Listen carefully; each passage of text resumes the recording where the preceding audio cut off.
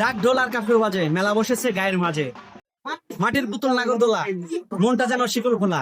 সুপ্রিয় দর্শক, এই মুহূর্তে আমি রয়েছি মানিকগঞ্জ জেলার শিবলা উপজেলার মহাদেবপুর ইউনিয়নের জুনিকালসি গ্রামে ৭০ বছরের বুড়ির মেলা।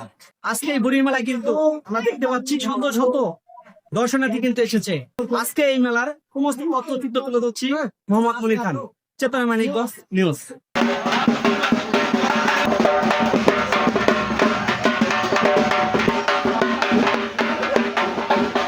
সুন্দর মনোরম পরিবেশে মেলাটা হচ্ছে আজকে আবহাওয়াটা ভালো। এটা ২০০ বছরের ঐতিহ্য।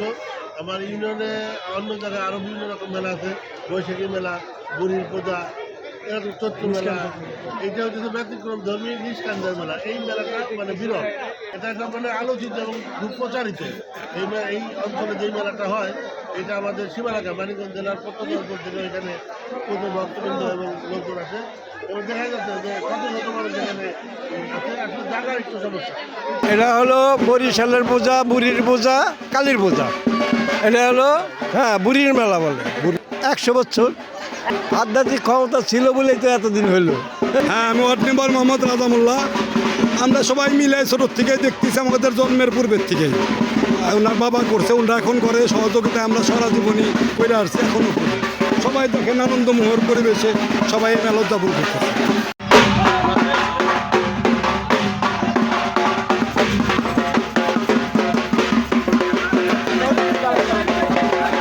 বায়ালের নাচ দেখতে কেমন লাগছে আপনাদের? খুব ভালো।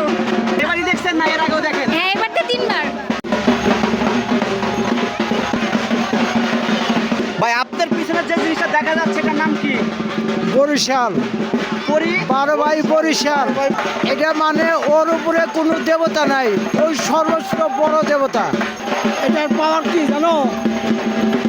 এই মানে কালিমা ১০০টা মুন্ড মালা গলায় নিত রজনী প্রভাতে।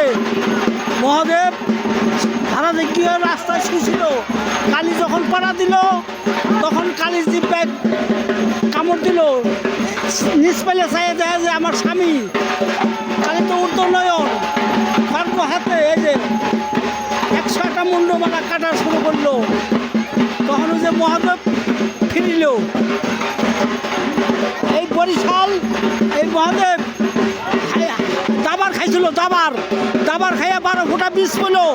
১২ ফোঁটা বীজ পড়ুনে এর নাম হলো ১২ ভাই বরিশাল। ১২ ভাই বরিশালের পূজা।